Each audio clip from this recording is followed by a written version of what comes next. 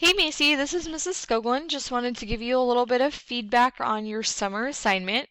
And so we're mostly going to talk through your story L-directed questions since you starred that one, but I'll kind of reference some other things as we're talking through it as well. So the first thing that I always look for is a strong topic sentence that's not too detailed, but that answers the question to start the paragraph. And I thought you did an awesome job with that.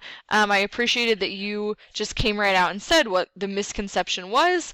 And so you answered it, but it wasn't overly detailed. And I think actually you have the wrong prompt up here, but I figured out I think you were answering the other one. So anyway, thought that was really good. And I also thought, kind of coming down to your concluding sentence, that was really good as well, because we want that to almost be sort of a reflection of the topic sentence where you're restating the question and maybe sort of providing some significance. And so I like that you said, stories work hand in hand with facts. I thought that was a good way to wrap it up. So good job there.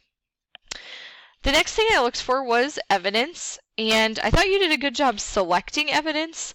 What I want you to work on, though, is being a little more consistent in how you embed those quotes or kind of make them flow within your own writing. So you can see down here, I gave you a star on this second piece of evidence because it flows really nicely. So it says the second trouble of putting facts above stories is that in the conceptual age, blah, blah, blah.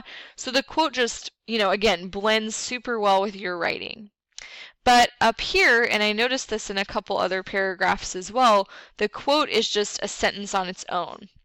And since this is your writing, we don't necessarily want that. We want it to kind of do this blend thing that you had for the second one. Okay, so just kind of being consistent with that.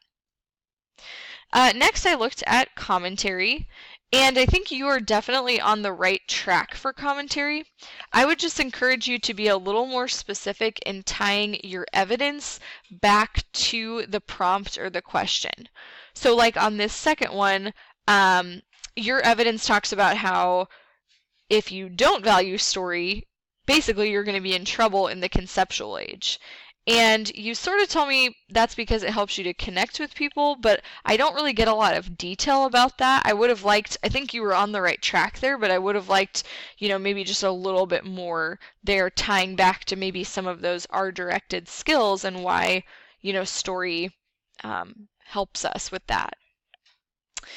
Lastly, let's see, conventions and citations. Citations are looking really good, so that was great. On conventions, just make sure you avoid personal pronouns like this one that says you.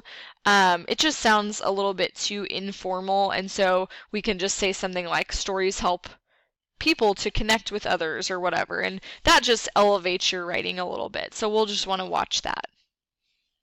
I also thought you did a really nice job on your R-directed questions, and I really enjoyed reading the one about your family game night. I loved your voice and just I could kind of see the whole scene in my head, so that was great, and hope you guys had a fun time playing and kind of reflecting on that.